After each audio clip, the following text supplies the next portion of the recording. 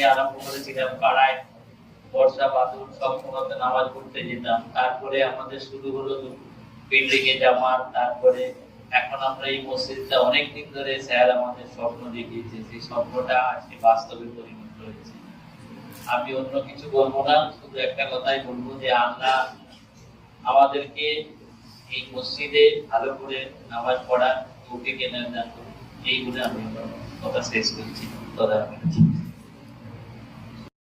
2021 সালে 16 মে তিনি সকলকে কাঁদিয়ে চিরবিদায় দিয়েছেন,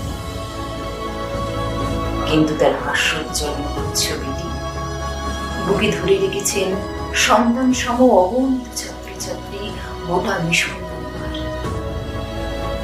আল আমিন মিশন নামটির সঙ্গে বেঁচে থাকবেন সকলের প্রিয় হাসিম স্যার।